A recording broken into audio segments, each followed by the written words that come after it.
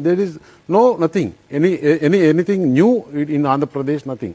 And Modi is giving hand holding to Andhra. 5 years Jagan Mohan Reddy destroyed the state.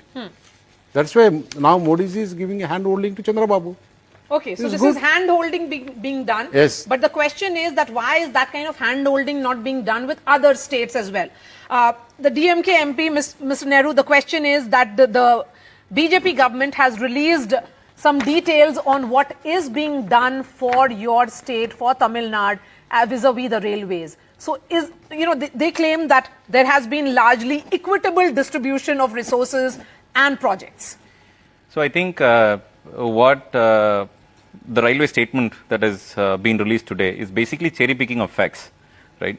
What we are not against any resource allocation to the most improvised region of the country.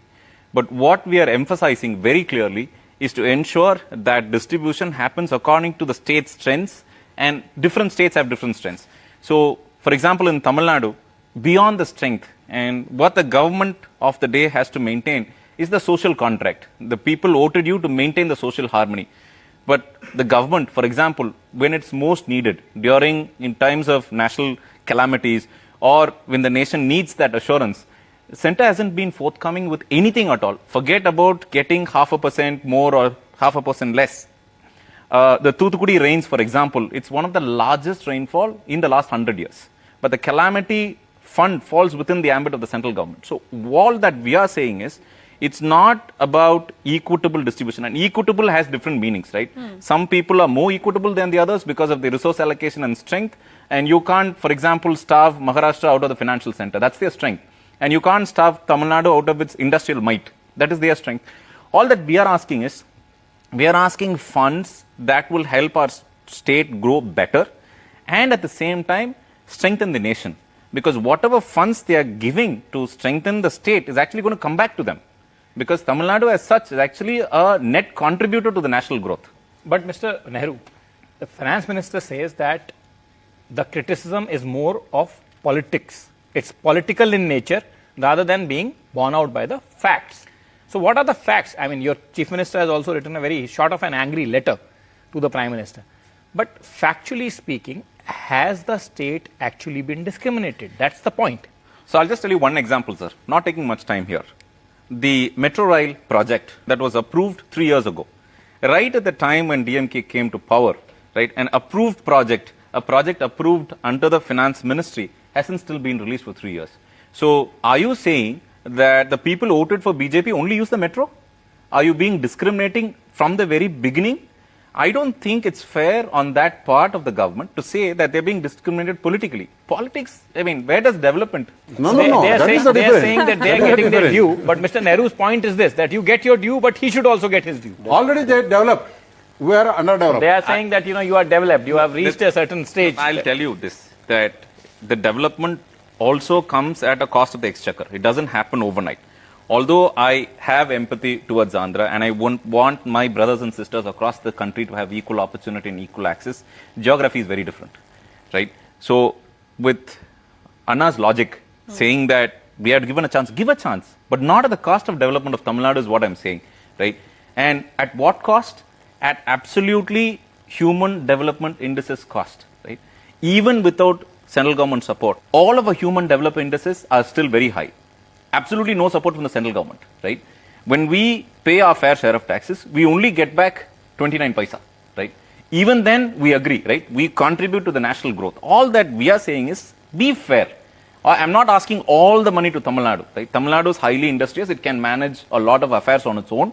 But when it goes beyond a certain stage and it comes from the ambit of the central government, just don't play, ally politics. That's all we are saying. Because whatever growth happens in Tamil Nadu is actually part of India and is going to help India better. What Tamil Nadu asks is to not punish progress by incentivizing states that are not meeting certain standards. Same set. We are not against allocation of my brothers and sisters across the country. And what we are saying is, there's just being an unfair allocation. Polavaram is important. Give an example. Give an example of an unfair allocation. So let's put this, right? Yeah. What does the budget say? It says it's highly progressive and, important schemes, right? Yeah. And they talk about self-sustaining all the time. It's sustainable in agriculture on its own, Yeah. right? There are three very important areas where the allocation is actually reduced by a significant percent: food, fertilizer, and education. Without these three, none of the governments can actually function. So what is the message they're trying to say is like, you take care of those three problems, we take care of all the fancy problems. So the budget is kind of misplaced its priorities for the nation. At the same time, having emphasis on certain projects is important for national security. We are not against that, right? Go do a good budget is all that we are saying. And we are not criticizing allocation to different states. None of our opposition leaders have specified Andhra or Bihar, for that matter, any other place, saying that you have given more funds there, why not us? The ask from all of the opposition rule parties is, why hasn't there be a fair allocation? And all of the statements being put out in the media by the government doesn't answer that question at all. It's just skirting that very issue of saying, why not the states that are actually being very progressive? I'll tell you another point also. If it is national Let me also highways- ask you one question. Your chief minister also said that in protest, I am not coming to your Niti Aayog governing council meet. I am boycotting that. Correct. So this, Mr. Nehru, my question is a bigger question. I wish I could have asked that question to Mr. Stalin also. The point is that, this boycott versus boycott. You allege one kind of boycott. In turn, the chief minister says, I am boycotting you. In the end, do you think it will lead to a resolution? Because eventually we need a resolution, right? We need to look forward. The boycott is very specifically this. The budget forms the foundation of Niti Aayog, allocating resources to various states. If the budget itself was unfair, then how does a meeting after that become, treat any fairness to any of the other states that are being opposing? And the regular process of meetings will go on irrespective of all the opposition and growing. But I think the Honorable Chief Minister is in a very clear situation to put across the people's opinion. And what he did by boycotting is saying people haven't accepted this budget, and that's the message he's trying to send across. He's not saying that I will not work with any other center or any other program. He's just very clear that the people's opinion have been completely against the budget, and he's just pushing that idea to the center. The negotiations are always Yes. the best. So way one last forward. point, sir. Yes, please. This As Niti- always, the last word to the opposition. Thank you. The Niti Aayog meeting doesn't happen in individual or in a separate process, right? It happens with a series of meeting before and series of meeting after. So I think this one is to send the message across.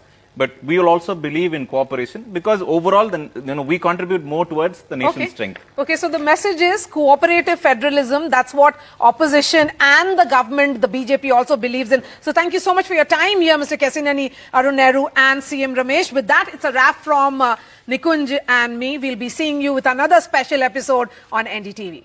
Thank you.